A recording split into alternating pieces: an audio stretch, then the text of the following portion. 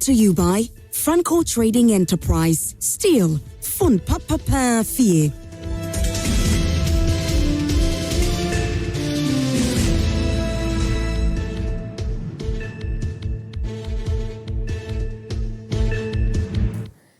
Well, it's still a very wonderful and amazing Tuesday morning with us right here on Prime Morning. My name is Esiodua Akomia, and you're welcome to the News Flash segment. I urge you to get ready to be highly interactive with us on all our social media platforms. We are live on Facebook at Joy Prime TV, so please make sure that you hit the share button. Let everybody know that we are currently live on your screens, and we would love for you to engage with us throughout not just this segment, but the other segments as well, via WhatsApp number 055-157-5757. We are going to continue the conversation in relation to the brouhaha surrounding the outcome or happenings during the Ayawaso East primaries that happened on February 7, 2026. But before that, I want to remind you that 14th of February, Valentine's Day, is just around the corner, and love doesn't always follow a straight line, you know. And we definitely know that there are relationships that have had breakups, crushes, falling apart, but what will the other? You have found your way back together. So guess what? This Valentine's, Joy Prime is inviting you to come and share your stories. Yes, your love stories. How was the separation like? How did you survive being separated?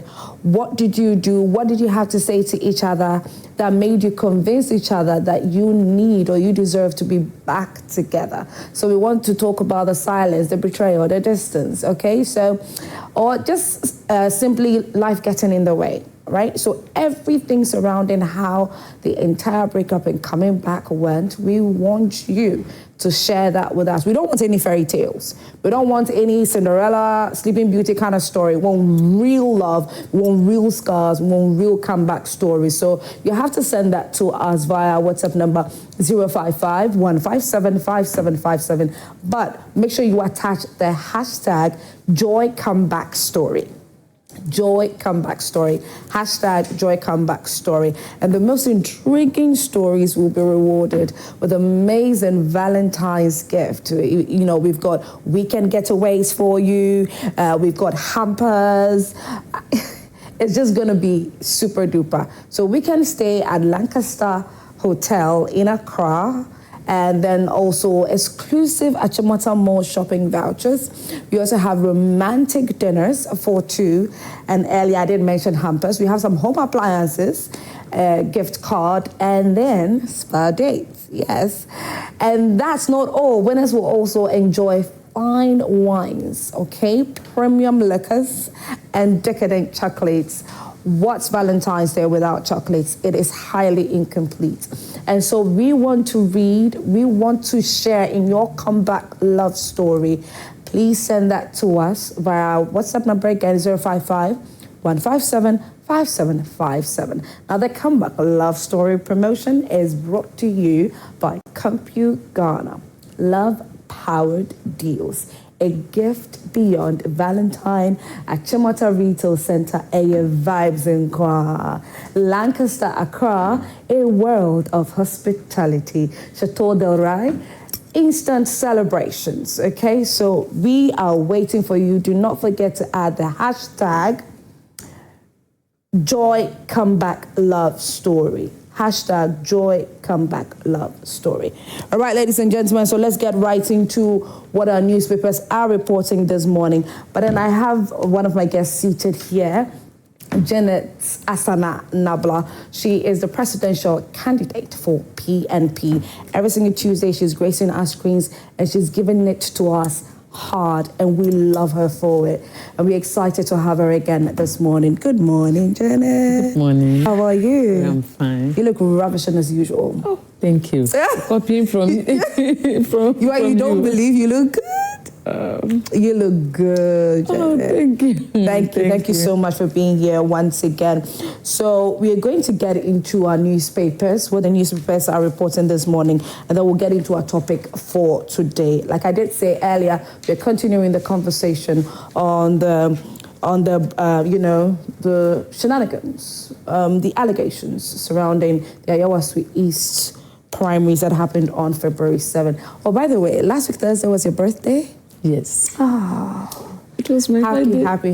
Happy belated birthday. Thank you so every single one of us here. Thank you. Happy belated birthday. We wish it was on a Tuesday. We would have celebrated you in grand style. We'll hope for that moment. Okay.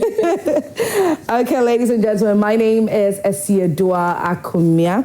And so let's get into our newspapers. The very first newspaper is The New Finder. The New Finder. On the front page, we have traffic congestion impacts Ghana's GDP. Financial advisor warns. We have Cocoa Board moves to clear cocoa farmers' arrears. And then government should guard economic gains after IMF exit. We also have in honor of the late Ebo Taylor. I brought that story to you yesterday. Heartfelt condolences goes out to the family once again. Moving on, we have oil falls more than 1% on the global market. And that's it for The New Finder. The New Finder. Let's move on to The New Republic. The New Republic newspaper. And Abutrika seems to be making headlines here. The banner headline is Abutrika fires salvos. And then we have Randy Abbey in NPP trap. NDC cracks down on vote buying scandal. That's what our conversation is based on today. Moving on, we have Roads Ministry in arrears maze. And that's it for The New Republic. Now, let's move on to the next newspaper, The Spider. Interesting. The Spider. On the front page, we have service over status. Mahama orders new envoys to deliver jobs, investment and results under the reset agenda. Under the reset agenda. Moving on, we have children starve while booze sells for pocket change. Vast Ghana speaks, and then Race for the Jubilee House 2028, how Bawumia is plotting to use NPP loyal ladies again. Okay. We have Galamsey scandal exposes state failures, DCEs, politicians in crosshairs. And then also we have Swami interchange crisis, NPP slums government, roads minister blames past failures. All right, now let's move on to Economy Times. On the front page, we have NPA's bold move to secure Ghana's fuel future hailed amid enforcement challenges. Also, Ghana takes giant towards gold refinery, begins with artisanal sector. And then window of opportunity, non-interest banking redefining Ghana's financial strategy in the boardroom. And that's it for the Economy Times. That's it for Economy Times. Moving on, the Insight newspaper. The Insight newspaper, on the front page, we have over 1,000 jobs created so far. The tangible impact of Chief Meful's ethical leadership in action. A. Ashaiman. Okay, and then moving on, EduPack program unveiled to ease senior high school boarding admission and eradicate bed bug infestations. That's good. And then renaming Ghana's Kotoka International Airport. History, identity, and the Pan-African quest for national unity. Then we have family petitions, Greater Accra Regional Minister over alleged security threat at Botiano lands. And then St. Michael Specialist Hospital commissions dialysis unit in honor of Dr. Ofori Sapong. And then for the Cuban people, surrender is not an option. The final story on the Inside newspaper is party elections must be contests of ideas, not auctions. Ira Adams Karim. The last but one newspaper, we have the Overseer. The Overseer. On the front page, we have NDC government face crucial test as vote buying probe report due today. Yeah. And then we have Valco not for sale, government pursuing strategic partnership to revive smelter. Jadek CEO. Also, we have Roads Minister blames Asenso Boache for delayed Swami interchange. And then moving on, we have 5 newly sworn-in envoys tasked to pursue economic diplomacy. And that's it for the overseer. Now to the final newspaper, which is the Daily Guide. Daily Guide, we have Goldbot CEO honored at RTP Awards. And then KNUST student falls to his death. I saw that story and I was really heartbroken by that. It's rather unfortunate. And we are still having, let's move on to the banner headline of the Daily Guide, still on the Ayawaso East vote buying saga. Majority calls for polls annulment. That was part of the conversation yesterday during the Newsflash segment. I would want my guests to touch on that a bit as well as we progress in the conversation. Okay, so moving on, we have SkyTrain trial court rejects AG's re-examination of witness. And then Richard Esiedu appointed EWANF President General. And that's it for the Daily Guide and all the newspapers for this morning. But like I did say earlier, please get ready to be very interactive with us on our social media platforms as we delve into this particular topic. What do you make of, the happenings surrounding the allegations in relation to the Ayawaso East primaries? Mind you, the by-election will be happening on March 3rd, 2026.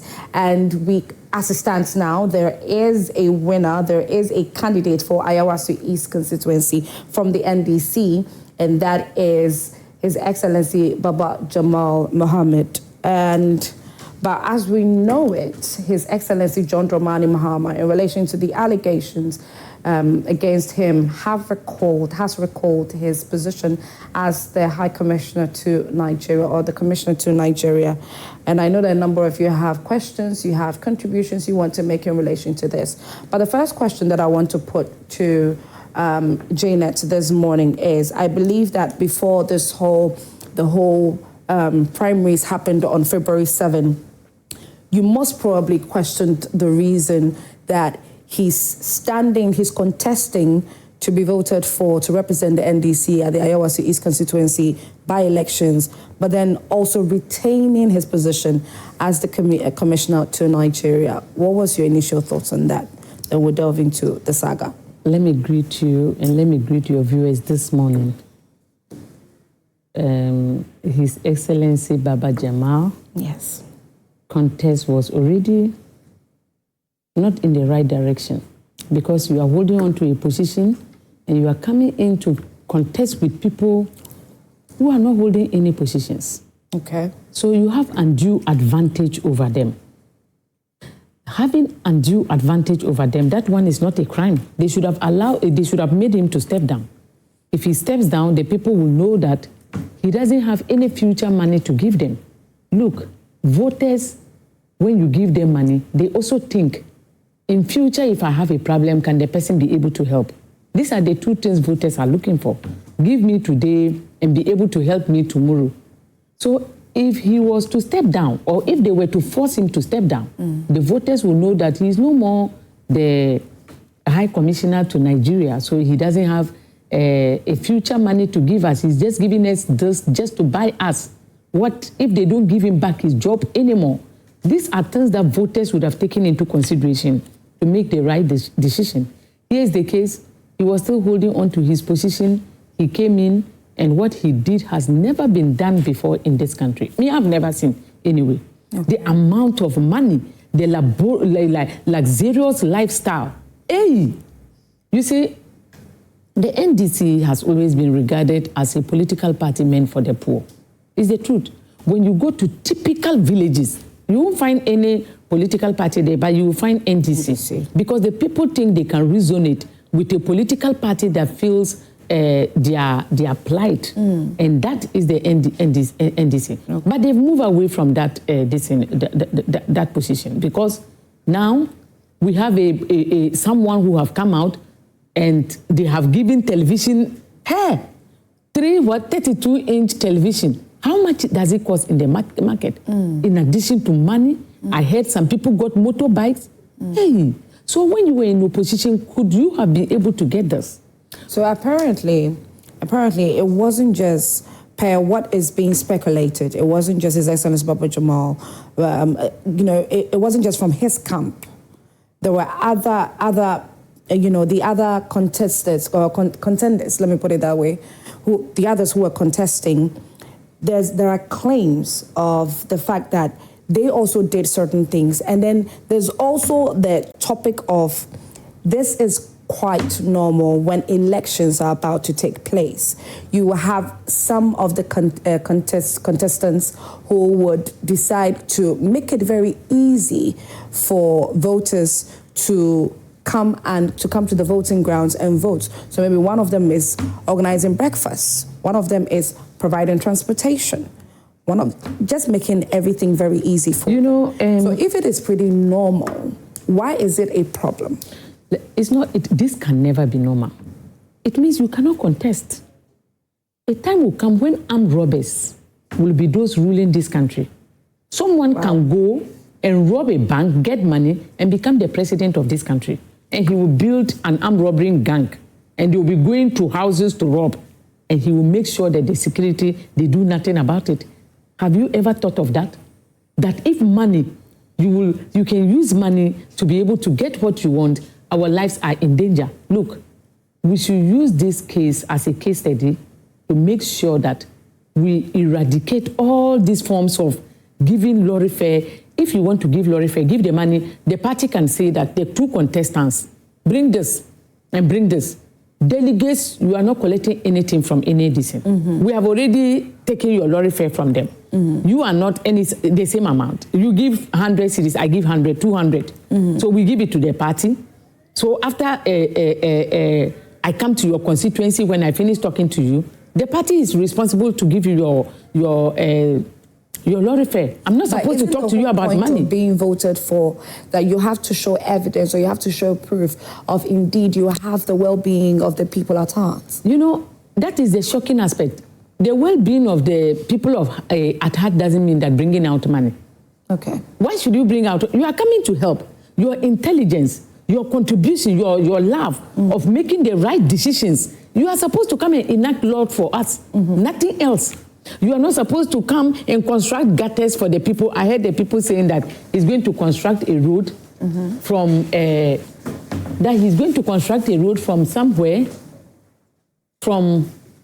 He's going to construct a road from Nima to where and where, and that it is only he's the only person who could who can do that. They've not had any member of parliament doing that for them, and Baba Jamal has promised them that. Are you a DCE of the place or you are an MP? A member of parliament is supposed to enact laws. You are a legislature to legislate, to make sure that proper laws are put in place for your constituents and then for this country to run smoothly. That is why you are in parliament. So you ask yourself, what is happening? What is happening? That is what we are asking. Okay, ladies and gentlemen, at this point, I urge you to please be very, very interactive with us on our social media platforms. We are continuing the conversation on the saga surrounding the Ayawaso East primaries that happened on February 7, 2026. And so share your thoughts with us. Our WhatsApp number is 055-157-5757. You can also share your thoughts with us on our Facebook page at Joy Prime TV. Whilst Janet was speaking, we've just been joined by Grace Akosua Amoabeng, who's a communications team member for the New Patriotic Party. Good morning. Good morning. How are you? Doing very well. Good to have you. And then also we have Gifty Enam Gbedvi, communications team member for the NDC. Hi. Good morning. Good morning. How are you? I thank you. Well, before you came in, the question that I threw to Janet was in relation to, before we come into the allegations of vote buying during the Ayawaso East constituent primaries, I wanted her thoughts, and I would want your thoughts also on the fact that His Excellency Baba Jamal was contesting and still retaining his position or his title or his job as the commissioner to Nigeria. So I want your take on that, because there were calls for him to step down. There were calls for him to resign. And I remember that I had the opportunity to interview him somewhere last week. And I did ask him, and he said that he is not in the right position to say that he should step down unless the president, there's a valid reason and the president should recall him from his position.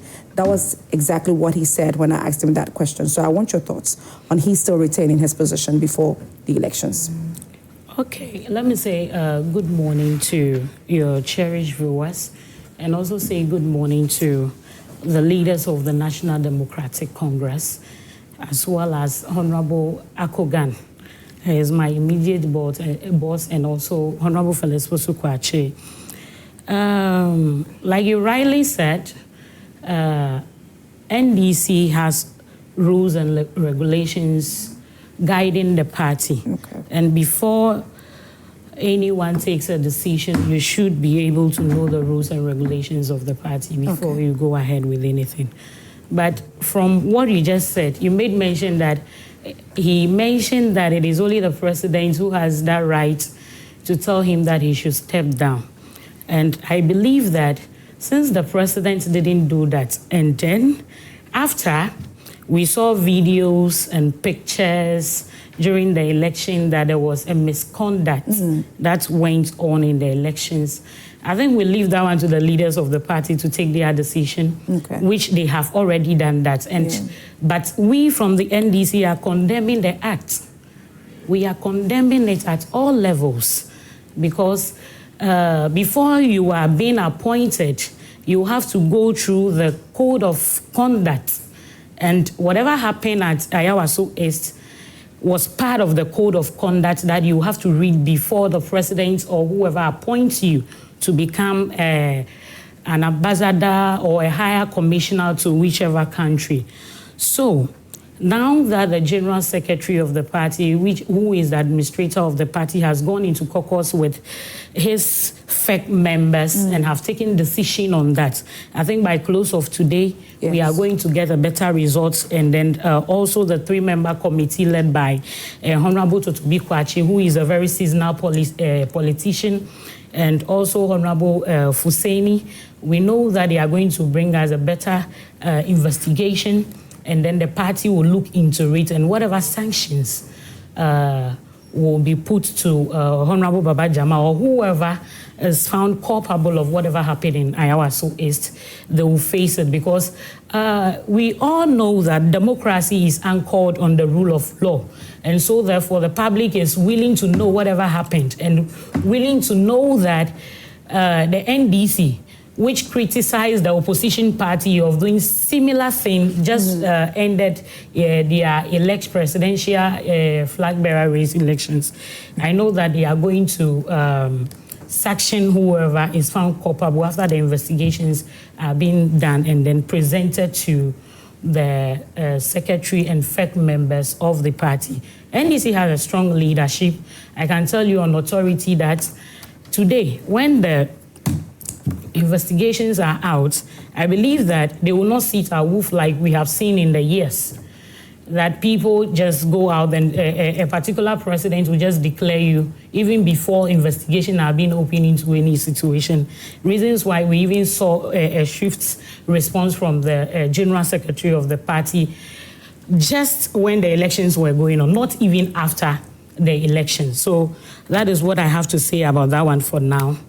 That Baba Jama himself, I think he still not ready to tell us that he is the one who shared the televisions, because we've seen videos that he granted interviews that he didn't share. I mean, a day directly after the elections, which was on Sunday, he issued an official statement stating that denying all the claims in relation to the vote. So I can't stand in position here to say that he did it, because the person in question himself is saying he didn't do it. Yes. You understand? So I, with a party, wouldn't say he did it or he didn't do it. So we leave it for the 3-member committee to come out with their investigation. And like I said, if he is found culpable, NDC with a credible leadership and a strong front, they will come up with sanctions that will be okay, and Ghanaians will be willing to have that trust in the NDC when it comes to electoral processes. Okay. Grace, what do you make of... Yeah, you wanted to say something? No, I thought you mentioned my... Yes, I did. Yes, I'm coming to you, actually. What do you make of the whole investigations? It seems, and it's very obvious, that it's standing on His Excellency Baba Jamal only, but there are also... I mean, I think that was the point I was about to raise. Before I go on, I want to say good morning to your viewers, and good morning to Dr. Mahmoud Bawumia, the flag-bearer-elect of the MPP. And also I want to say a good morning to Her Excellency Samira Bawumia, the former second lady, and to all my NPP members and the team Bawumia. We are working towards taking back power in 2028, so that's what we are doing right now. So back to Baba Jamal. So when she was speaking, she kept on saying Baba Jamal, but I know that I think about 4 or 5 people contested. So I was wondering, because all the things, the images that we're seeing on social media, it wasn't just related to Baba Jamal. I think I heard the other candidates also shared some items in the constituency. So when she was speaking, she kept mentioning one candidate. I was wondering what was going to happen to the other candidates, because from the videos and messages we've heard out, it shows clearly that the other candidates also shared or gave items to people in their constituency. So I don't know what their party is doing. Like she said, we will all be here. We will hear from them soon. So we'll be waiting for the results or whatever decision that the party decides to come up with. But yes, we have to condemn the act. I think last week when I was here, or 2 weeks before our elections, I spoke about it. Like, this is something that happens in almost every constituency, and it is not going to stop if we don't look into it, like back down to the real cause, the root cause of the whole issue. If we don't look at the root cause, it's going to still come to play every time there's an election.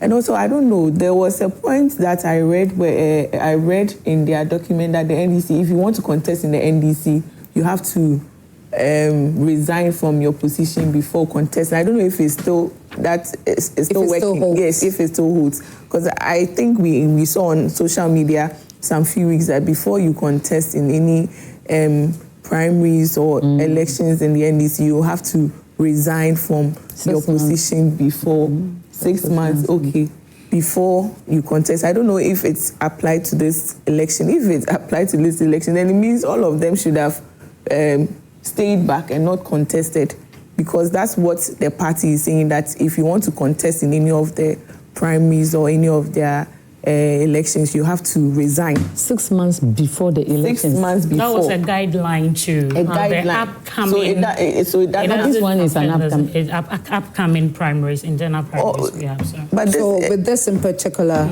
it did not. No, it did not. How? Because It did not. It doesn't cover this particular by-election. So, you understand? Right. So the ones you saw in the media some few weeks ago when our General Secretary came to address that anyone who wants to contest for any primaries, upcoming primaries, should be able to resign from his or her position 6 months before yes. So it doesn't exactly cover this one. Then understood. So I was wondering, but anyway, since we came to sit here, I have never heard her mention any of the other candidates that were involved in the... Yes, because we didn't see only Baba Jamal sharing items in the constituency. Okay. Because we saw other candidates also doing that, but it looks like they are fixated on Baba Jamal.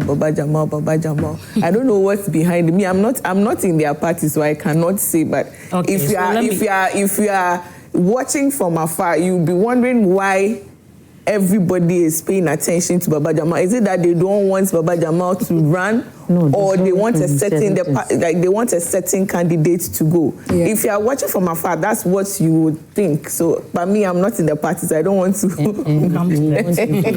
So, with the issue of our concerns are on Baba Jamal, is because he is the subject matter here. Nobody has mentioned that he or she have seen that Ajia was sharing but something. There were videos with Ajia. The chairman who also contested, the chairman of the constituency who there were videos contested. With people holding. For me, I didn't see videos. What I saw is television, and at a point you could see that Baba Jama himself came out on the election day, and he made it clear that no, if he shares TV, there is no issue. So I have a problem where he is out now saying that he didn't share anything. Because there is a video where he equally came out that very day when he was interviewed, I think one of the sister stations, where he said that if he shares television, he doesn't see anything wrong with it. You understand? But there was a video with I think some women from the same constituency mentioning the name of the woman. With, I think they had 10 CDs bundles of money. The name of the woman, the widow? The widow, yes. I have not come across I think I saw that on the net. I have not come I'm across. Sure the committee should look at it because I'm sure there are videos of people also coming out to talk about the gifts that they received from the other candidates. But the truth of the matter is that, see, we find ourselves in a hypocritical society, where we ourselves, including the society, has come to buy into these things. Because see, all politicians, both NPP, NDC, whoever, whichever political party, always does this. And they come back hitting back to each other's face when it doesn't go in their favor. You understand? But what I want the community to understand is that if these people come with this kind of items on election day, whipping you in line to go in one direction to gain their vote or to favor them, you should be able to tell them in the face that this is not what I want. These things results in the issue of you voting for somebody, the person goes to parliament and never minds you again. Because he or she thinks that you have been bought in. I have given you money for you to vote for me. So what else do you need again? You don't need any developmental project in your community. You yourself, your well-being is not doesn't matter them anymore. So this boils down to community and society. We should be able to change our mindset. I think there should be some kind of education to the community, to where constituencies where we are coming from, because it's time that we stand on our feet and let this politician, including myself, know that, see, the 3,000 you are giving me, the 5,000 you are giving me, is not going to sustain me for the 4 years that you'll be in office. Okay. So community has a role to play. Politicians have a role to play, including the media. Everybody has a role to play in this issue. We shouldn't sit aloof and be criticizing Baba Jama or the NDC at this point. We are all involved. Everyone is involved in this issue. So it all boils down to the issue of politicians buying votes or whipping people in one direction to favor one person for that person to go into parliament. But at the same time, it is good for the society to know that, see, this that happened, I think, last week, should tell the people the kind of leadership they need to lead them in their communities. They should tell you that, see, this person who is coming to lead me, I should know the strength and weakness of the person. Is the person ready to listen to us? Does the person knows our problems are the grounds? Okay. You understand? So all those things that is happening should send a signal to all politicians, including voters, so that we will know that, no, the money that I'm taking on election day, it is not what I need. But I need a better school in my society. I need better water. I need better hospitals. I need better roads. The money, you will just take it. Even at that, how much is 5,000 Ghana cedis today? You see?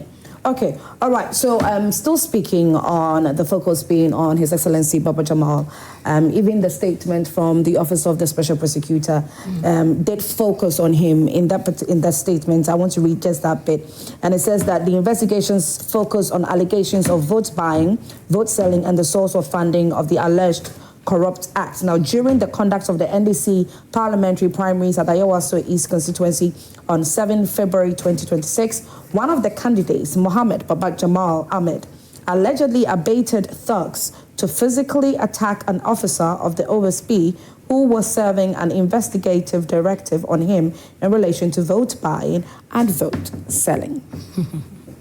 All right, so I'll get your thoughts on that. But then before that, my colleague Sheila Sechi went to Ayawaso East constituency to find out from them, if they are happy with the results of the primaries. What do they make of it?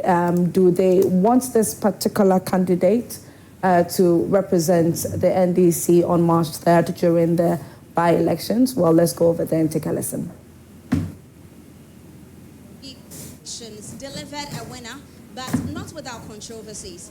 Baba Jamal emerged the winner for the NDC for this constituency, even as allegations of vote buying trailed the process. Now, in a swift response, President John Dramani Mahama has recalled his position as High Commissioner to Nigeria. We also have the majority caucus in Parliament led by Mahama Ayariga calling for an annulment of the elections. Baba Jamal, in response, has come out to deny allegations, saying that he wasn't involved in any vote buying. You can't have your marks of constituents and what they make of the general elections, especially whether it will affect voter confidence in the upcoming by-elections on 3rd of March. And to start off, let me speak to a gentleman here who is becoming a regular to our cameras. Good morning, Baba. How are you? I'm fine, thank you. Well, now tell us, what is your general take on the elections that ended just this Saturday when you heard that Baba Jamal has been elected winner? What was your first thought?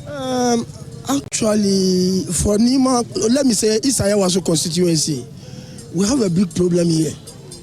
You see, when you come the other time, I was about to talk about, I don't know how the NDCs are weighing their things. You see, an outsider to be voted as an executive here, we saw 3 times. We saw Dr. Farouk, we saw what he did to Nima.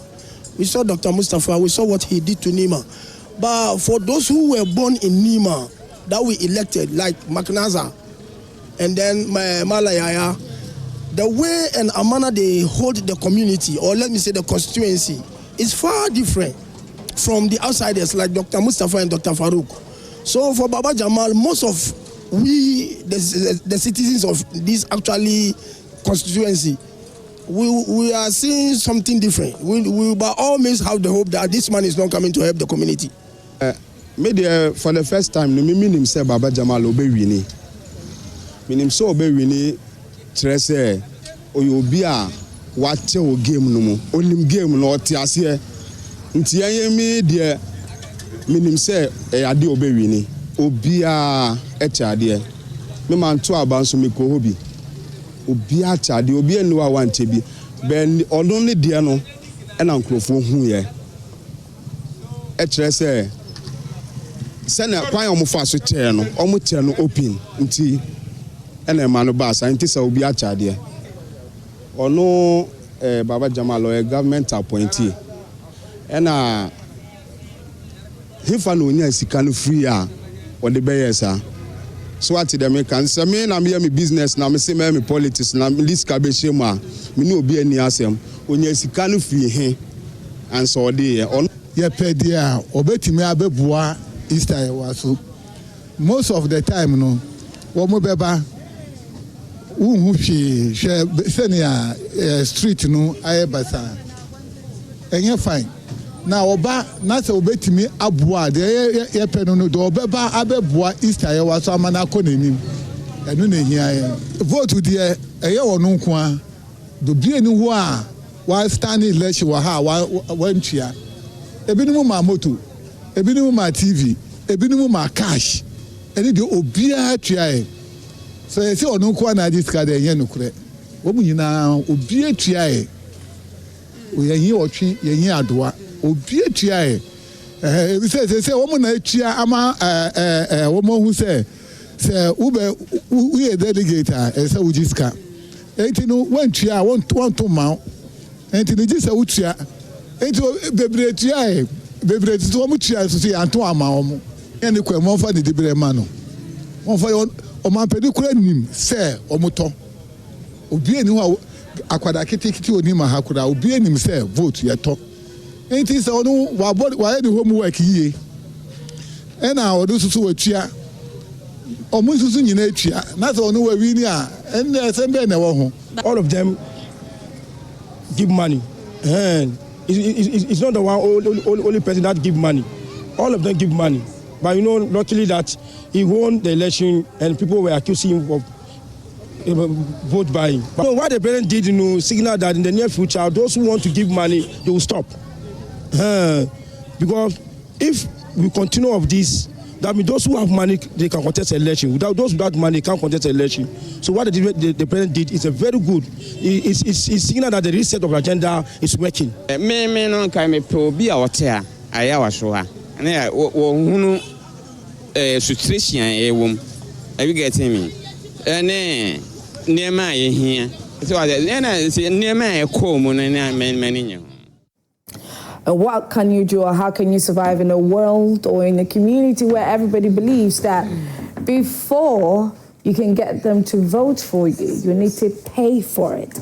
That is a mentality. If you paid attention to one of them, he stated that even a child knows that to be voted for, you need money. How sad. I want you to be very interactive with us. Our WhatsApp number is 055-157-5757. I've still got Janet, Gifty, and Grace here, and they are sharing their thoughts in relation to all of this. I know, whilst the report was playing, we were talking about a number of things, but the most heartbreaking part for me is the fact that it seems that it's a mentality and it's not going anywhere, no matter what we do. And so, if you want to be voted for a particular position, you have to get ready to have the money to buy, to pay. And what can we do, Janet? If you've never contested before, what that man is saying, you will not understand. Okay. I remember when I wanted to contest as a general secretary of PNC then, I started going through the constituencies. Anytime I go to someone, the chairman, the constituency chairman, will tell me that, I wish I had a phone. This phone belongs to my wife. So next time you call me, you won't get me. I would like to organize this constituency for you so that you can talk to them. Where is the phone? To be able, because when you call me, I will not be able. Then wife will answer the call. Then I will, when I'm going to the constituency, I will call and the wife will pick. I wish my husband, the call will go on. You know that he's giving it to the wife and he's instructing the wife what to say. I wish my husband had a phone. My husband is not around. He has gone to another village. Wow. My husband, the phone is the problem. So I bought a phone for the husband and I saw that they communicated to each other. I started buying mobile phones for constituency chairman. So when you look at the issue, you would think that I'm doing bribery. No, the constituents, the delegates force me to buy phones for them. Right. It's either I buy you the phone or when I call, I won't get opportunity to speak to the constituents. Right. So this country is bedeviled with corruption. And the corruption is not the politician. It's the people at the grassroots. They are the corrupt, the most corrupt. They are placing the demands. They are those placing. It's not the politician. You go and you hear them say that MPP, they told them, and truly they did not vote for them. But there's also the part where they believe, and they've seen it happen countlessly, where they rally behind, individuals who are looking for positions. They support them wholeheartedly. They get into positions and they forget about them. With what they are saying is neither here nor there. I won't buy it from them. That is why they have the power. If you vote for a particular person that do this, especially in parliament, then the laws are not being, you've seen that they are not looking at the interests of Ghanaians. They are passing bills that are not favorable to Ghana. The next time he comes back to the constituency, you tell him, look at this bill, D-Levy, you helped in passing it. Look at this bill, E-Levy, you helped in passing it. Where were you? Were you thinking about us? Because of this bill that you helped, without coming out to say that I'm not part of it, we are not going to vote for you again. Okay. So the delegates have that power to do that. So we need education. That is why majority of politicians, they don't want the delegates or the people to be educated. when they are educated, it gives them the power to be able to know. And by knowing, you know that information is power. By knowing, they will say that, no, I will not vote based on this. Majority of the people that you saw taking the televisions, and you saw them. Look at their educational level. And the people who are supposed to even know better did not even know better. They think that you are selling your soul. Do you know where the money came from? Do you know? Some of this money are being tied up to an altar. You will pay for it in a way that you will never even know that you are paying for it. Wow. You think you can mortgage the whole constituency and give it to somebody because of money, and God will just let you go like that? Wow. They have no idea that when power is given to you, more is expected. So when you pick a power like the president, if I'm the president, I will be scared. I'll be, because any special you pick from Ghana and you use it, you need to pay more in so many ways that people are even paying without knowing. So those constituents have no idea. And I blame some of our religious leaders who are in the system, and instead of them to be educating people to know more, they themselves are blind. They can't see. The only things they can see are politicians, pollsters. Those are the only things they can see. How to be able to impact positively for someone to say that, I won't do this to my constituents. I won't take money and do this. These politicians cannot, because they themselves are 419 and fake. So Ghana is in trouble. The people that we have put as gatekeepers to help us are not gatekeepers. They are not even, they and the politicians are the same. Tell me the difference between politicians and religious leaders nowadays. They are the same. They are both, they've all instituted their organizations to defraud from the people.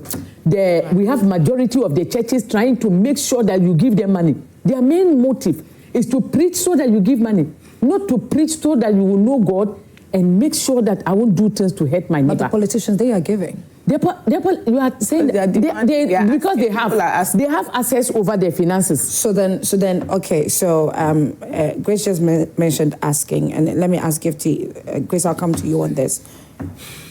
People are looking at hand to mouth, their daily bread. They wake up every morning. They are not even thinking about tomorrow. They are thinking about how this morning, not even evening. Oh, if I get something small to buy Hausa cocoa and, kose and all of that. So if you come to me that you want me to vote for you, at the end of the day, I am looking at you, I am trusting you, believing that you make my life better. But the whole point of contesting for a certain position is to communicate to us that if you allow me, I can make your life better. And if they are proving that before the elections happen, and I think I asked Janet that question, let's say earlier before you came in, how wrong is it? Okay, so let me pick it from this angle. The laws of Ghana make it clear that it is the right of every Ghanaian who attain the age of 18 years to go out there and vote based on the policies, and then that's the person comes out to make. So you look on that and say that, okay, the former president Nana Addo Dankwa Akufo-Addo brought out some policies which didn't favor me. So if His Excellency John Dramani Mahama is coming with this policy, saying that, okay, this policy is what is going to make me get a job, this policy is what is going to make my life better, this policy is what is going to make my community or bring development to my community better, then I'll go towards that. I'll go towards that. So one thing the ordinary Ghanaian or the loyal Ghanaian should know is that it is your right to go out there and vote, which is part of our laws. That brings in the education. I think we have institutions in Ghana here who are solely mandated to be educating the public on these things. But the issue is, what are they doing? Okay. Are they going out to educate the public on these issues? Is the Ghanaian voter aware of these things, that when you take money from somebody before you vote the person into office, it is not right? You understand? Okay. So picking it from that angle, that raised the concern of that, see, let me use this issue that is circulating about cocoa board and thing as an example for you. 2015, 2016, when we were about leaving office, the number of employees at cocoa board was about 10,000 something. That is what we left there. And then cocoa board payroll has a number of people that can contain that very payroll. But as I speak with you now, when 1 year into office, that is when we realized that the number of people on payroll at cocoa board is over bloated with an amount of 16,000. Just from a particular political party. You understand? So when you go deep within into the period of you leaving power in 2016, yes, 2016 and coming back in 2025. So you could just imagine the kind of population we have in Ghana. We are looking at in a period of 8 years. 8 years. And look at the number of people that were enrolled on the payroll. 10,000 initially as workers. As workers. And now we have over 16,000. Okay. You understand? Okay. So the issue boils down to unemployment in the country. Because if I am well employed, I am working at the end of the month, you give me a salary, you give me something that I'll take home, my family will be better. I don't think I'll go looking for 3,000 Ghana cedi. I don't think I'll go looking for a 32 inches television before I go out there to vote for you.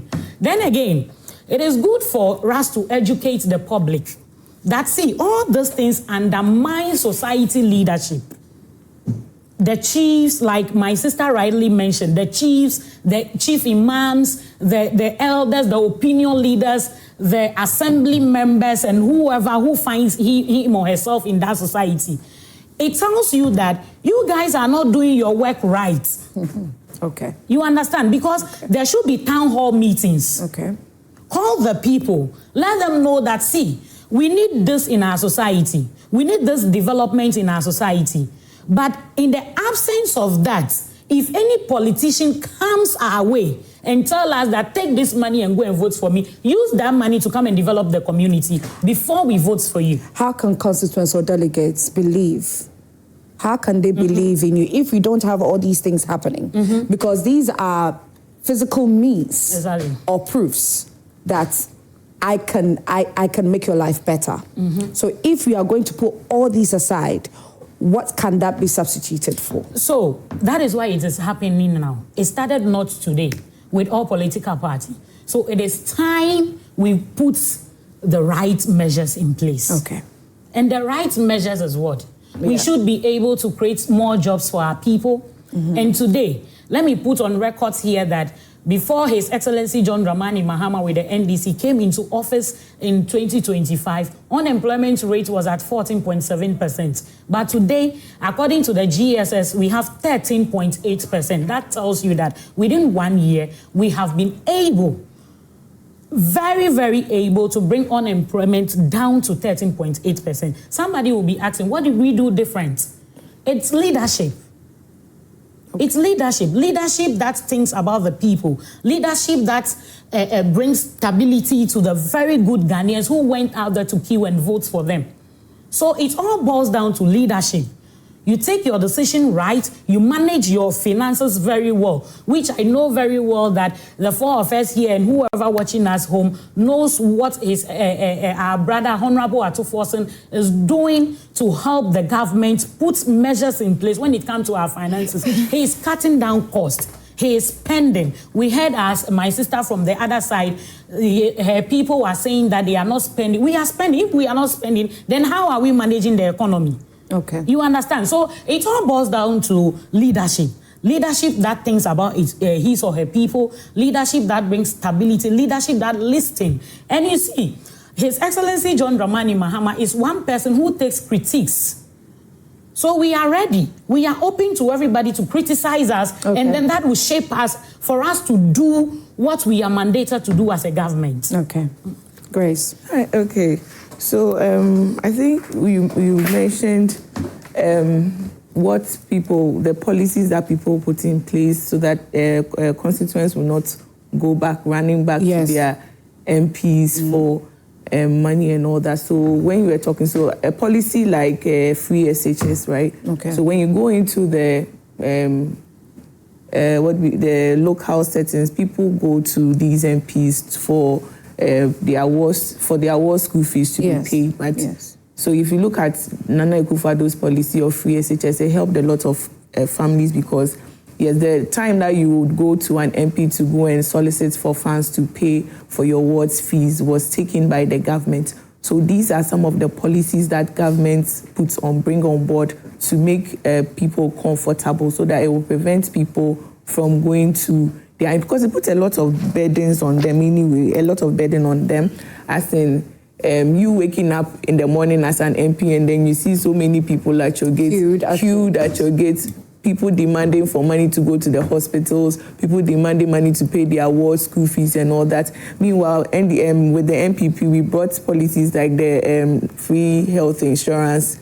We had people going for free maternal care. These were some of the policies that the MPP brought to relieve people of things like that. But you see, now when it comes to the delegate system, people taking cash for votes, it looks like it's becoming normal. I think I mentioned here 2 weeks ago that they used to do it back there where people used to give Maggie, salts and all that, and now it's transforming into cash. They are upgrading. Yes, they are upgrading from spices to now physical cash and TV and all that. So it puts a lot of stress. If you're an MP and then you want to win power, you have to find all ways and means to look for the money to come and contest, because if you don't have the money, you're going to lose for the highest bidder. Yeah. It looks like now, that's what she was saying, that if you have money, if you're an and it looks like that's what the competition is even about. Exactly, because from what the people were saying, it's something that they do. So then if you don't have the money, it means you can't contest. So to get to a point where well-meaning Ghanaians, people who have like the minds and what it takes to even rule or help the community develop, will be lacking because they wouldn't have the money to you have to be financially buoyant before you contest. But there are some people who will not have the money right now, but maybe for me, maybe I can't pay 3,000 per delegate, but if you put me in that community, I can make an impact or make a change in that community. But because I don't have 3,000 cedis per delegate, I will just have to sit down and look. But I have what it takes to make that impact. Do you get what I'm trying to say? So to get to a point where our communities are not being developed, because then we have to vote somebody who has the money to come and become an MP. But what impact does the person bring to the community, even after voting? Anyway, so that's for the NDC. But we are presenting a candidate. The MPP is presenting a candidate, Baba Ali Yusuf, who is still a constituency secretary. And we came together to present that candidate. And I know that people, from your videos, people are not happy that they had to buy the votes. And I think I saw an interview from another lady who said Baba Jamal contested in Akwetia and didn't win. He's not from there, and he's now coming here because, yes, he has the money to come and give to constituents to vote for him. So, but we are presenting a candidate who has lived in the community for a very long time. They've been voting for the NDC for how many years now, and what has changed in Nima, what has changed in Mamobi. Okay. That is what the people in Mamobi. So if there's anybody in Ayawaso West, East listening to me, you should vote for a candidate who would make a positive impact in your community, who would bring change into the lives of your children, into the life of the market women and the drivers and all the people working there. Not somebody who would go and pay 3,000, give TV sets, buy Kusiani Moko for people to come and become an MP. What would the person give to you at the end of the day? Kusiani Moko to become an MP. Vote for somebody who has lived with you in the constituency, who knows your plight, who knows your needs, and can go to parliament and fight for something for you to change the lives of your families in that community. Not somebody who will buy votes, who will pay so much money because he just wants to become an MP. Why? Where he was in Akwetia, I think he was a one-term. Yes. MP. It was just for one term. Yes, he was just a one-term MP.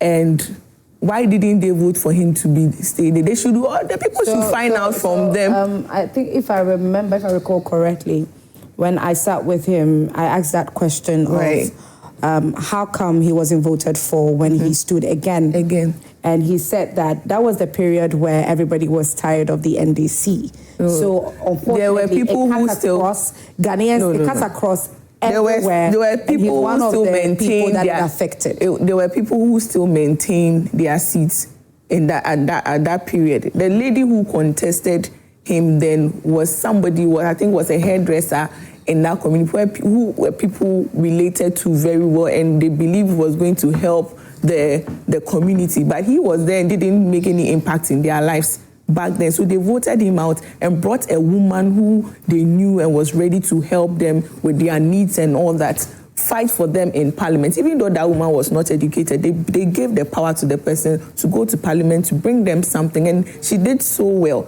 So if that person has moved from Akwetia and is coming to this Ayawaso East, and there is somebody that you have lived with who understands whatever you are going through in the community, then please, the person even had to buy his way to become the candidate, NDC candidate. The NDC candidate. The person had to buy his way. And we, the MPP, presented a candidate that we believe. NDC, it's not. We saw the TV, the last I mean, you spoke for a very long time, so let me finish. So we have a candidate who can see, at the end of the day, with what they are doing, they would demand more money. The people who are not voting, the people who are not delegates would demand money to go and vote on the D-Day. But this is what I want them to understand. This person is an ambassador. What is it that he has to leave? Ambassador is a big position, right? He's making all that. Where did he get all that money to come and contest? High Commissioner, yes, but where did he get that? Within that, how many years? A year and some months. Where did he get all that money to come and contest? Giving 3,000 per delegate, NASCO TV and all that. So please, don't let people buy your conscience, buy your development with Kusiani Moko. One of the things that he said in his interview. No, you continue. One of the things that he said in his interview is that, there are questions. People are asking him why he's forgoing why is he looking at he being a high commissioner to Nigeria and then coming to contest for Iowa constituency to hopefully become MP. And then he said that he's getting as High Commissioner to Nigeria is 3 times what he could possibly be earning as an MP for Iowa East constituency. So if he is willing to forgo that and then still come and contest, so it's for his personal interest. So that's what I'm trying to say. If you are living in I think I'm not done. I'm so yes, please. So if you are contesting if you are living in Iowa East and somebody wants to come and become a leader, has not stayed with you, but for his own personal reasons, I don't think the person will do anything for you in that 4 years that he's going to lead you as the MP. Vote for somebody who has stayed with you. Our candidate, Baba Ali Yusuf, has been with these people for a very long time. They know the impact that he can bring to the constituency if they vote for him. Do not go out there on the 3rd of March and vote for somebody who wants to become an MP because of his personal interest. I'm sure he has a bet somewhere that I will become an MP. So I will pay whatever I want to pay to become an MP. Vote for somebody who has stayed with you all this time and knows your plight and your needs as people living in the constituency and can help you. When he goes to parliament, he knows that my people need water. Let me fight for these people. My people need books. Let me fight for these people. My people need this. Let me do that. Not somebody who wants to become an MP because, yes, I was moved from here, so I want to chop MP by force and give you Kusiani Moko. Sell your development for Kusiani Moko. Please, delegate candidate, people in Iowa. Let's wait for the results by the end of the day. Vote for Baba Yusuf. And she mentioned cocoa board. We are talking about cocoa. She mentioned about people we having bloated the employee. I just checked before we came to power. I think we had 8,000. Before we came, the number was 8,669. She can check right now. 8,000. No, you can check right now. Recently. No, recently. That's what I'm saying. That if Randy Abe was all over the media. That's mentioning that. So you can do the check. No. So I just did the check. So you have Google. You have that chat. Who is in charge is telling us. No, but you have everything. You can just go on your phone. He's your party member. So what is your issue? No, that's what I'm saying. Before we left, she said before they left. No, that is what I'm saying. So before we left, But they were also in the office. If it's bloated, even if it was bloated to 10,000, we were still paying. No. Even if it was bloated, my dear. You people took syndicated loan and even signed contracts. Even if it was bloated, we were still paying cocoa farmers. We increased cocoa from 450 to over. Wait, you understand? She's cutting into my. She's cutting into my. The truth. You understand? You have your phone. You have your phone. You gave a figure. You said 10,000 and something. Which Ghanaians voted you out of power. She's just shouting. She's not making any sense. She's just shouting. She's just shouting. You have your point. You spoke over how many minutes, and I didn't come. You made all those. You yes, all those. Grace, kindly finish what you were saying. Exactly. You and even with that, Janet will come in before because she made her point. I didn't come in. I waited for her to put all those things and I listened. That's fine. And it's my time, so please take it easy. So with her saying, even if it was bloated, right, at the end of the day, we were able to pay our cocoa farmers without us hearing all these people crying in their farms that they haven't been paid since last year. We increased cocoa from 450 or 800 per bag to 3,100 cedis. Mm-hmm. They were in parliament saying we're going to increase cocoa to 6,500 cedis. For the farmer when they come into power, and they came, the first increment was I think 100 cedis or something of that, so 120 cedis, and then now it has gone to 3,004. I'll get the figure for you before we go. But then the promise that they made to Ghanaians that when they come to power, they're going to pay cocoa farmers over 6,000 Ghana cedis. A year is here, and farmers are crying that they haven't been paid since last year. Even if our employees were bloated, like she is saying over here, we were still paying cocoa farmers to the extent that we increased cocoa 3,100 cedis per bag. You promised them 6,000 Ghana cedis per bag, and they are here crying that they haven't been paid. Even with the 100 cedis that you added, you haven't even paid them. And you are sitting here talking about, please, you have to look at the root cause of your problems. Don't come and sit here and be blaming MPP. You said you are going to reset the economy. Ghanaians said the MPP are not doing well. Let's vote them out of power, and then you come. You come, and instead of you to find the right channels to make sure things are being done, you go back and always be comparing. You shouldn't do that. You should be doing the right thing. Tell them the policies or whatever strategies you have in place to make sure farmers are being paid. People are not crying. People are getting what they are supposed to get. But if you come and sit on TV every time, taking us back to what the MPP did, then you are not even in for a reset. I always say that the reset that they said we're going to make is a bogus reset, because if you keep taking us back to what the MPP did, then you are clueless of what you are going to do as a government. That is what I have to say. Okay, so let me read what I have here, and this is from the New Republic newspaper. Right. So it says that at a 10th Accra briefing, Abe confirmed the board is working with the Ministry of Finance to settle debts, but attributed delays to a syndicated funding holdup. More critically, he disclosed is a unsustainable pricing model. Now, Ghana pays farmers over $5,000 per ton, while global prices hover just above $4,000 US, a subsidy costing the state over $1,000 US per ton, and forces some licensed buying companies to source cheaper beans from neighboring countries. Right. So I've heard all this.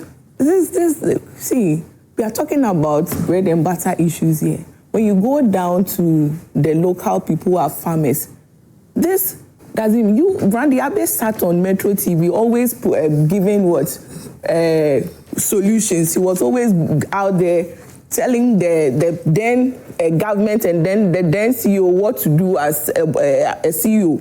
Now you are in position, you are giving us all this. You said you knew the issues and the plight of those people and you could solve it. That is why His Excellency John Dramani Mahama gave you, because even when I heard he was Cocoa, but somebody who sits on TV, I thought he was a media person. But then you made them know that you are in charge. You know what to do as somebody who can manage the Cocoa board and all that. And then His Excellency John Dramani Mahama gave you that. Don't come and tell us they should give you time. For what? You said there was a video that came out recently that he was telling them that they asked somebody for ideas and the person said they should give him or her time. You are sitting here saying the same thing. You are incompetent. That's what I would say. He's an incompetent CEO. He was just sitting on TV making all those noise. He didn't have any solutions or whatever. He was just clueless making noise. They voted you into power. My point is, stop comparing yourself to the MPP. If you say you are coming in for a reset, let Ghanaians know the ideas that you have, what you want to do to benefit them. If you keep going back, then we are the standard, right? MPP is the standard because you are looking at us to create your path, and that is totally wrong. Okay. So with whatever he's saying, the farmers are crying that they need their monies. It's not about you coming on to come and tell us what then issues back then. No, they need solution. They need their money. Find a way to do that and stop taking us back. That's what I have to say. Janet, I believe you have quite a number to share, don't you? With the Akoko saga, I read a bit about it, and I heard Randy talking about them buying vehicles and other things. Exactly. Yes. I was so shocked that Cocoa Board, we don't have the money to pay cocoa farmers, and yet you had money to buy vehicles. The former people who were there, what vehicles were they using? Where are those vehicles?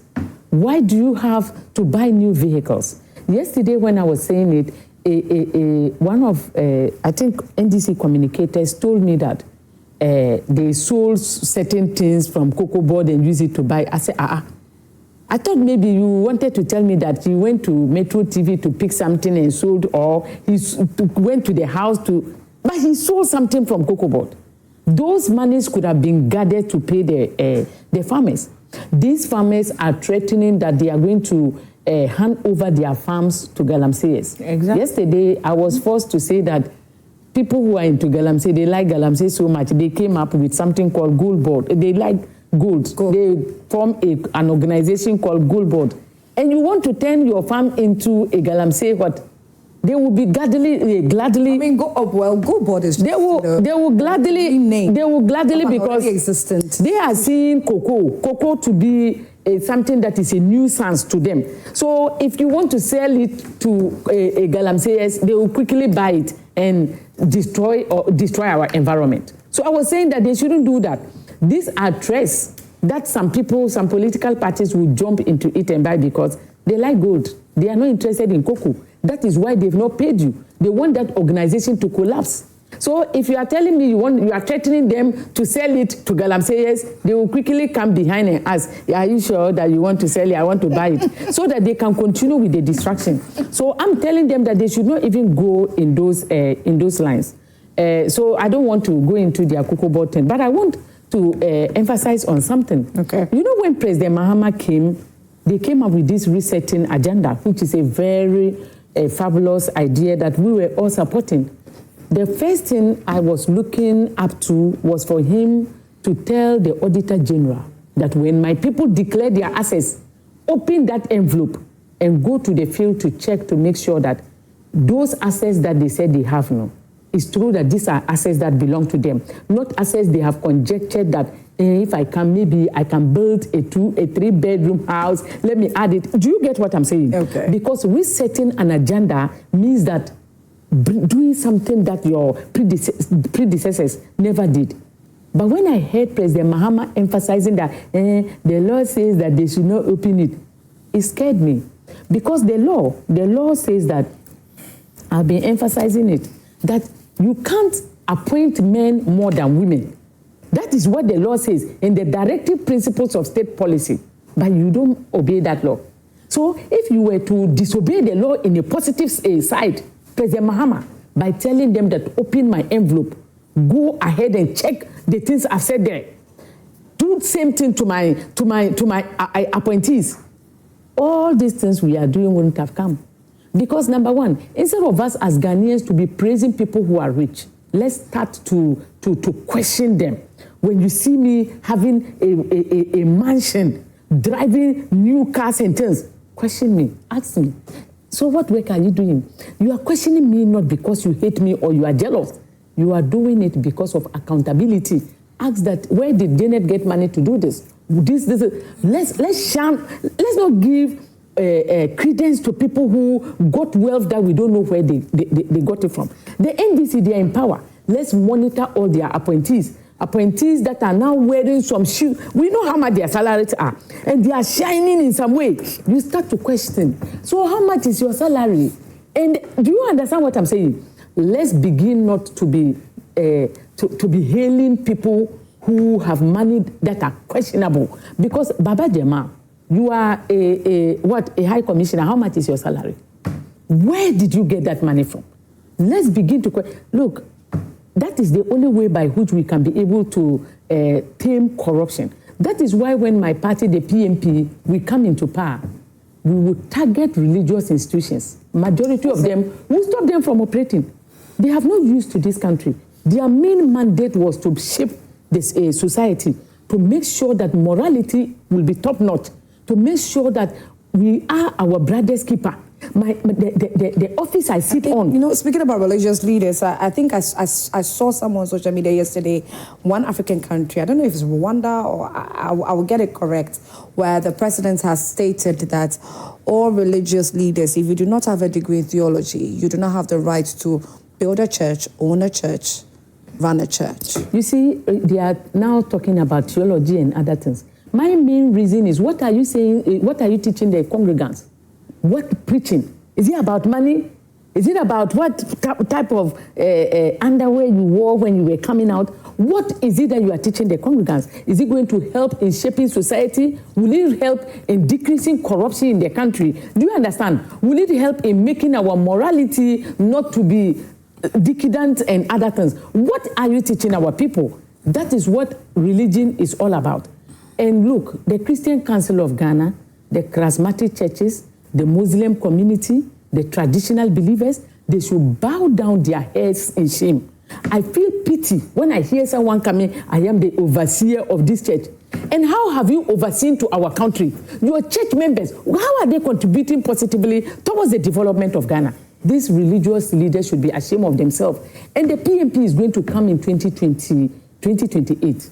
I am not joking. And we would deal mercilessly with religious leaders who have taken advantage over this country and have given nothing back to society. It's not about building churches and building hospitals and things. Your morality to shape us so that 3,000 Ghana cedis, I won't take it and give my life out to somebody to misuse for 4 years. Okay. It means you are not doing your work. Okay. All right. Gifty, I'll come to you. Okay, so kindly hold on a bit for me. We have something to show. Now, somewhere last week, I sat with the media relations officer for Ministry of Lands and Natural Resources, Akosua Shandoff, and he made a number of revelations, even stating emphatically that whilst we are doing our very best to fight Galamsey, we have some people in parliament or some people in government who are stalling the process of the fight against Galamsey. And a typical example is some district chief executives and all that.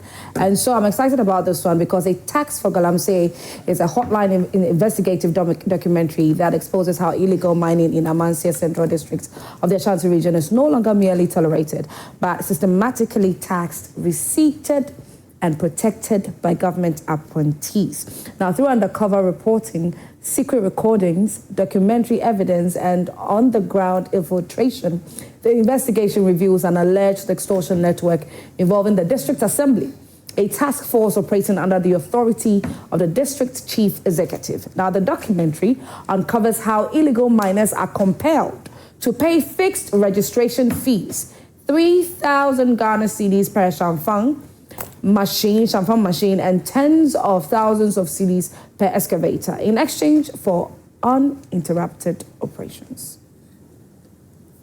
Led us to Philemon, a receptionist at the district assembly. He greeted us and with apparent willingness agreed to help us procure a warrant sticker for our Galamsey operation. He called one district engineer who would later send us contact to the mining desk officer himself.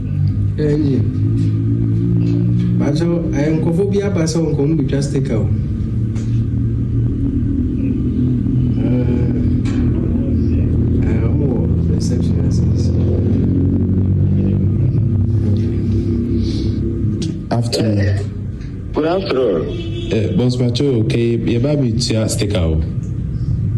Okay, to stick out. And see, on him, Bame, or the Modio, Bame is officer in Kasawai. It is no matter the man and I'm more in the Panakasawai. All right. Yeah, just stick out. Hours passed as we waited for the mining desk officer and leader of the task force, a man known interchangeably as Red, Malam or Nana, who also served as the community's chief imam. Our wait was prolonged because he was reportedly out on an operation collecting the tax from illegal miners. Payments were allegedly collected on Mondays and Wednesdays alone. Later, we managed to speak with the head of the mining desk on phone.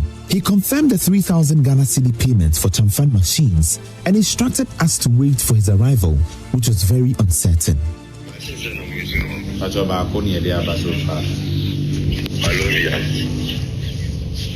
Pacho Chamfan bako. Chamfan na uka. Pachani. One leg no. Pachani. We have a man from Pacho. The fire The fire. No, the fire. A better na ke pesi kobe bikakra. 45 minutes. Wow. Okay, na kabekwa ni ntumi nhia o.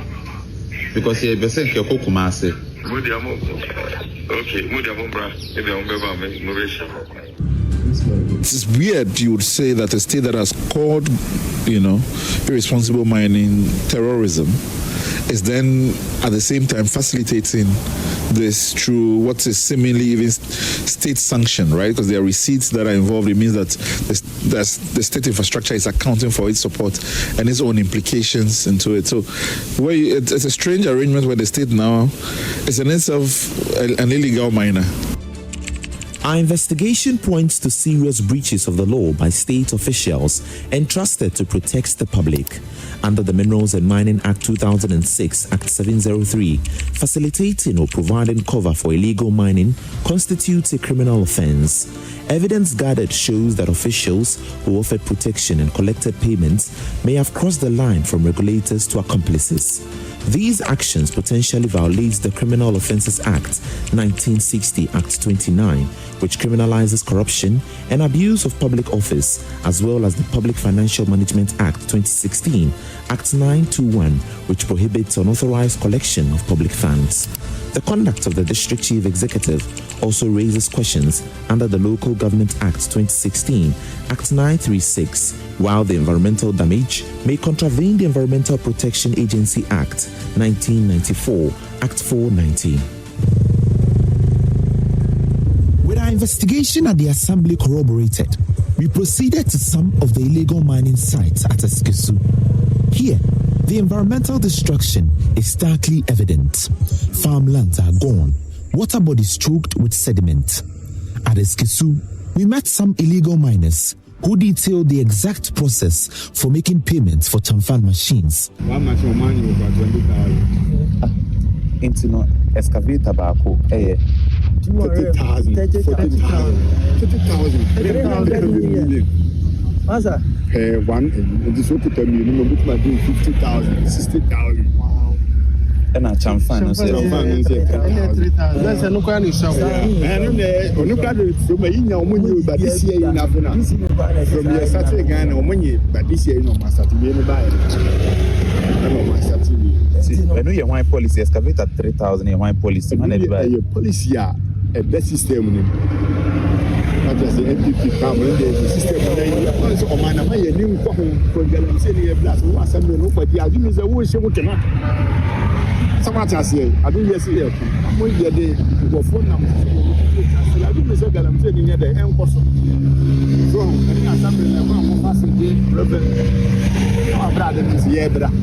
the president needs to crack the whip on MMDCs within their localities.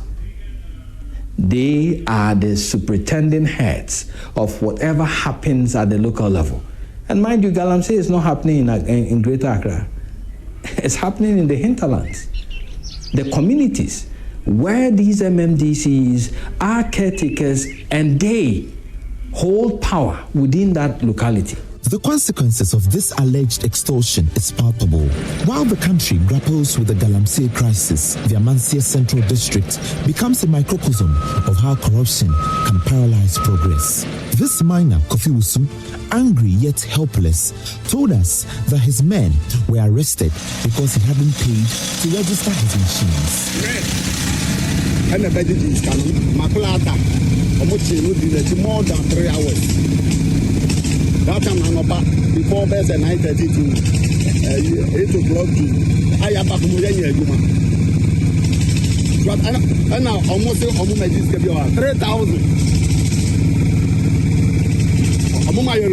Receive to me a forgery paper. By date required December, January. Now what are there 1 year, 30 million now by date 2 months. How much 30 million? 3,000. Me almost me bra. One machine 3,000. One machine 3,000. Me mopa me one tracker encourage abubu district. Me red. Me just red. Una bi kama me o se na yan kwa red ya plan di man. Se ko si aye nyina ye divide ye say. In say e di pana tutu na ba wo so obebu awo de. Send ye nka ya sempa.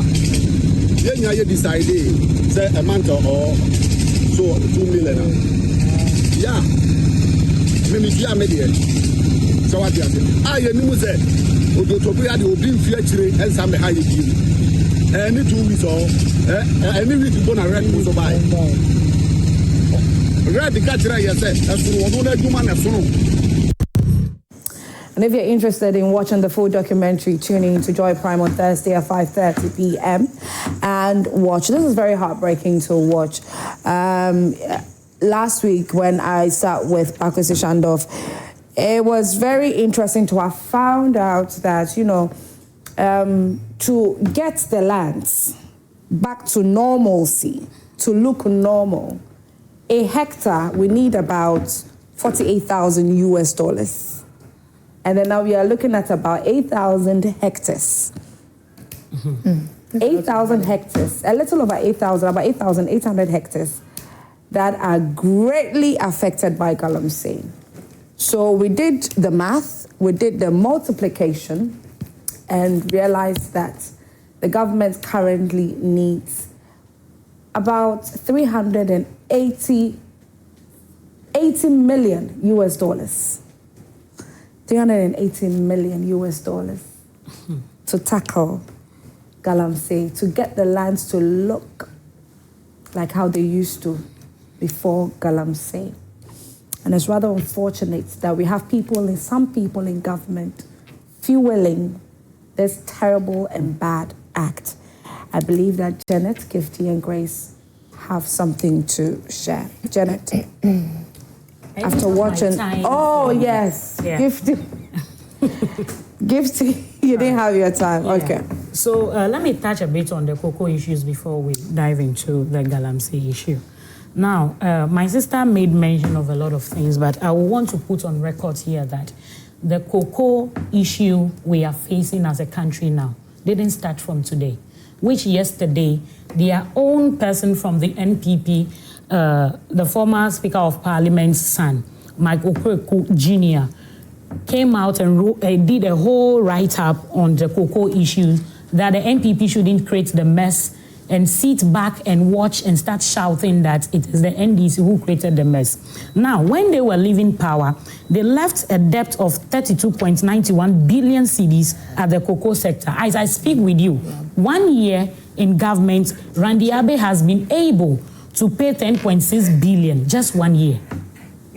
10.6 billion. You didn't just 1 year. You said rationalize. No. Listen, you didn't say read it. No. We are not going back and forth. She has it over there. So she should go through. See, and then let me let you know that, see, by what you are, the information. Cocoa sector opens in September. When they went for the syndicated loan, somewhere in September 2025, we were not, Randy Abe wasn't able to even open that September cocoa season. Why? Because there is no competition in our sales of cocoa between our country and other countries. So licensed buyers are even running to other countries to go and buy cocoa because our pricing here is not competitive for the people.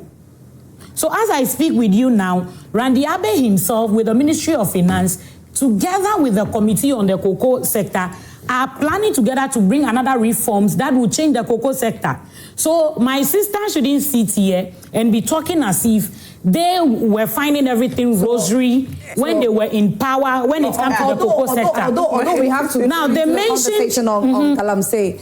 I mean, so how come the minority is calling for immediate settlement of the over 10 billion Ghana cedi debt? That is the issue. That is the issue. That is where we are asking that they are in opposition today and they are shouting, but they've forgotten that they have created the mess. You understand? They have forgotten. You see the cocoa problem is the two of them. You see the cocoa problem so today is both parties. Because when the NPP were in power, they were out there even telling people that take more money, take more. Didn't you know about the pricing system when you did that? And now they are also there. Now they know. They know the problem the NDC is facing. You promised them, like I said, you promised them 6,000. The car issue they are saying, the car issue they were saying, when Randy came to office, Randy was able to store all the cocoa sector community in Ghana. And he realized that the pickups the workers were even using to go and check the cocoa sectors and work on the cars were X and they were not in good shape. All the cars have broken down. And so they had something. I believe if a cocoa farmer so there was this thing they do. You see, people who go and check the siblings and check that the siblings are okay for foreigners to come and buy, they call something sweepings. So they have a machine they put in the sack and then they take out the cocoa seedlings. So the ones that pour on the floor, that is what they packed. And Randy was like, they were having a conversation in the office one day when he overheard the guy saying that there is this money called sweepings money. And then they share it annually. So he can use them. Is it your money? No. They can share it annually. So Randy called the guys and told them that you cannot share this money, but let's use that money to... No, he should have rather said that let's use it to add to pay the cocoa farmers. Rather said pay how much was it? How much is the cocoa farmers' money? And how much is the stipends you are taking? Little drops of water makes a mighty ocean. You created the mess and today you sit back and say, okay, you don't know anything about the cocoa sector.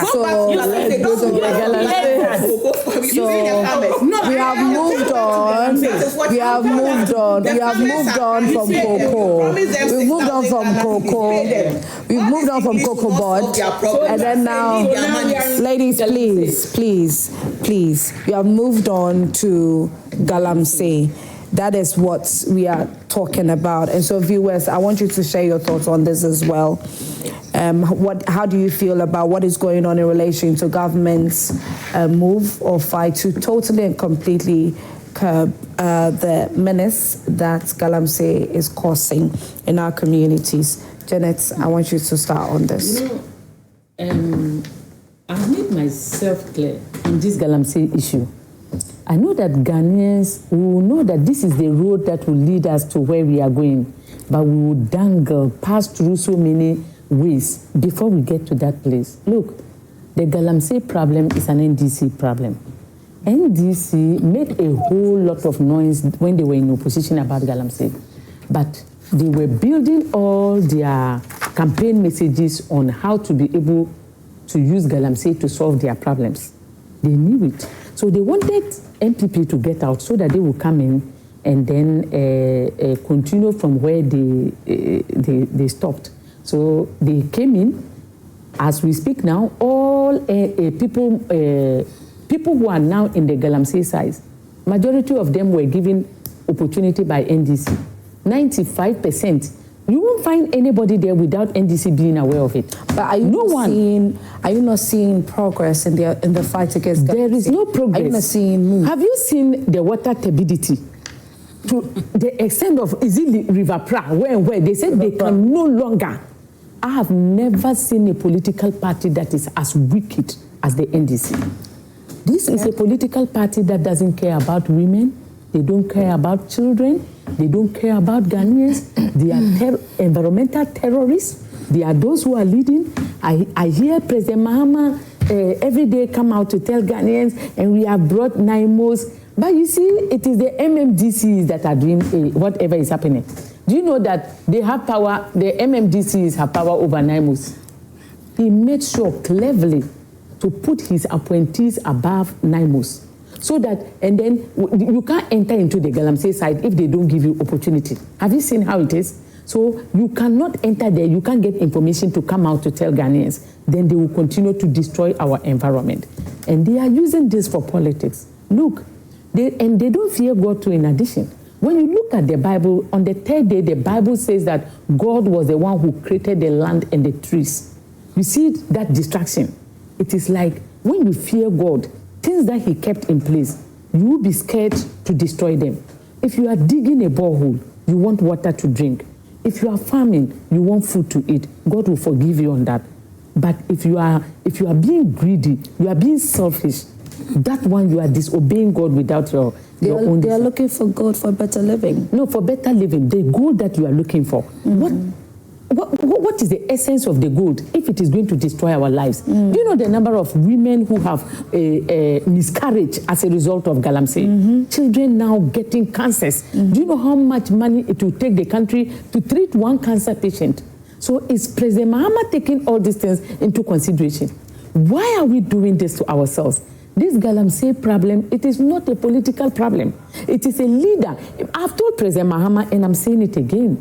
President Mahama, if you know you cannot fight Galamsey, you can't. I've seen that you can't because you are part. Okay. Why don't you give me, Janet, the opportunity to take care of the Galamsey situation? I would have shown you that we have men and we have women.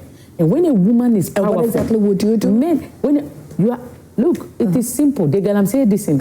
If President Mahama gives me opportunity, first of all, I will put a state of emergency.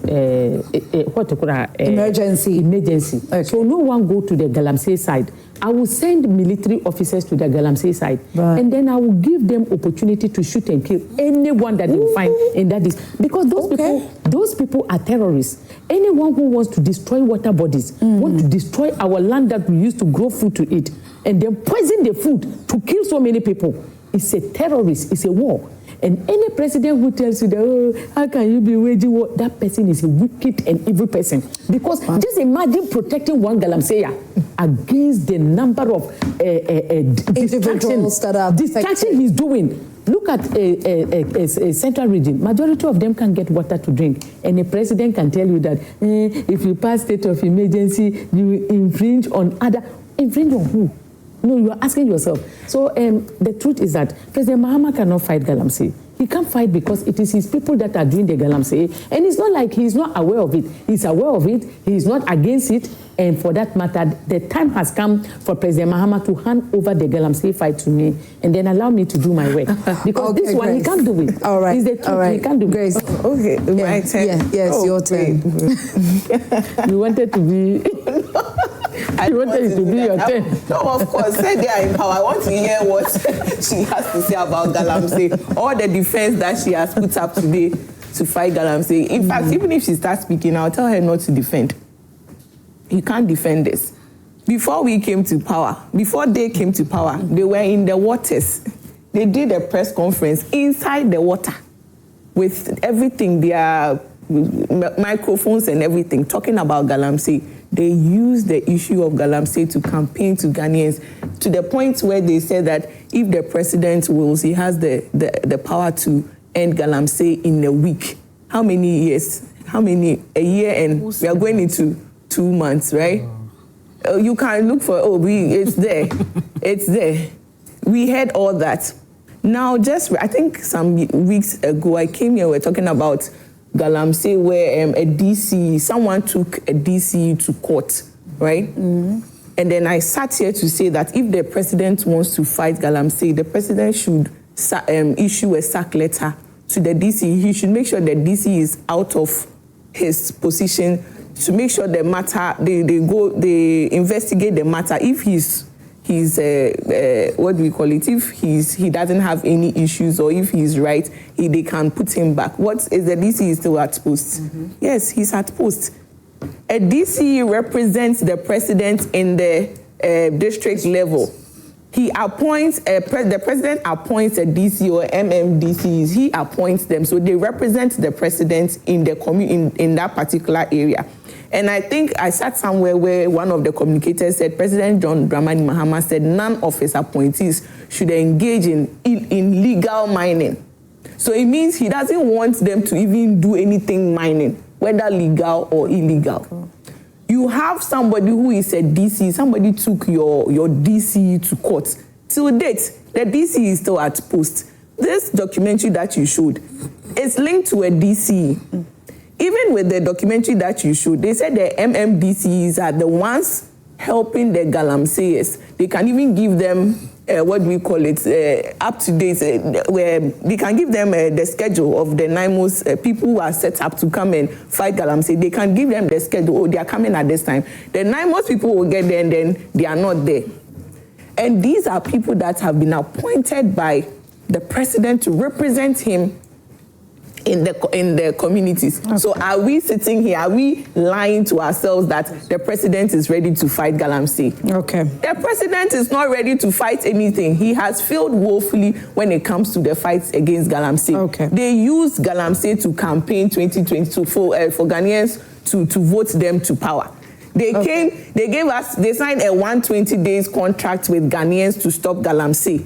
Hey, No. No, you need to put it right on that because the 120 day contract. No, Galamsey was fine. Why do you always say that? Grace, they say bring the evidence. Bring the evidence. Please Google the 120 days. Oh, don't be lying like your flag bearer. Stop it. Don't be lying like your flag bearer. Stop it. Don't be a liar like your president. Stop it. Don't say that. When I get a liar, don't be a liar like Bawumia. I don't want to go on that tangent with you. Okay. No. So let me read some messages. Madam, do your research and let me. Grace, Gifty, please. I need to read some messages. So why do you like you communicating for your party? Please, my person. And then you'll be lying. No, don't do that. Please. I am not for it. Is you who is for ladies, can we please? Grace. Lady, you are defending nonsense by your government. I'm defending stupidity, not nonsense. Stop it. Can we? You are attacking my Grace and Gifty. What has my beauty got to do with what I'm presenting? No, you should stop. Okay, so let's go on our WhatsApp page. Let's read some messages. So this was from Kwekuba Jr. He says, "Good morning, Madam. I honestly think this whole vote buying debate is not news. It is an open secret in Ghanaian politics, and it did not start today. Even former President John Mahama engaged in the same practice when he contested as the NDC's presidential candidate. In Asante Achim South, delegates reportedly received money from him before voting. So the majority caucus should spare us the selective outrage. The leader himself, Mahama Ayariga, should be bold enough to tell Ghanaians how much he paid delegates before securing victory as a parliamentary aspirant in his constituency. This double standard and hypocrisy must stop. If we are serious about cleaning up our politics, then honestly must begin with those who shout the loudest." Okay. Let me just read one more. Good morning, Esi Edwa. Kindly tell the lady to desist from making comments on the cocoa issue. Her analogy, okay. Okay, all right. Let me just read this one, okay? So, good morning, Esiedwa Akumia. This is Abdul Ganil Mankarigu from the Savannah region. You cannot approbate and reprobate. What exactly is the role of majority in parliament? Are these not the same people who presented 100,000 Ghana cedis to support a particular candidate? Is the issue simply that their preferred so-called system candidates did not win? The truth is that all candidates shared items. The constituency chairman distributed motorbikes and 3,000 Ghana cedis to each delegate. Haja shared butter, bags of rice, indomie, sanitary pads, and 3,000 Ghana cedis per delegate. The deputy tourism minister's wife gave 1,000 Ghana cedis to delegates to support Hajia, and the Greater Accra regional minister also brought food flasks and 1,000 Ghana cedis each for Hajia's campaign. They are clearly victimizing Baba Jamal. The presidency was unhappy that Baba Jamal, as an associate of Esiedun Ketia, won the election. They simply do not like him. Now, majority MPs are calling for the election results to be cancelled, even after they presented 100,000 Ghana cedi to the wife of the late Ayawaso East MP Mahama Nasser Toure during a visit to her home and she still lost. That is why they are now attacking Baba Jamal. Unfortunately, this is what all time will permit me in relation to, in reading your messages. But thank you. Thank you all so much for sending in your messages. Janet, thank you so much for your time this morning. Gifty. Thank you. You didn't let me touch on the Galamsey issue. So you didn't let me finish my Galamsey. So please, you didn't let me finish. You will get enough time. Don't worry. You will get enough time to come back so we can delve into it. Okay.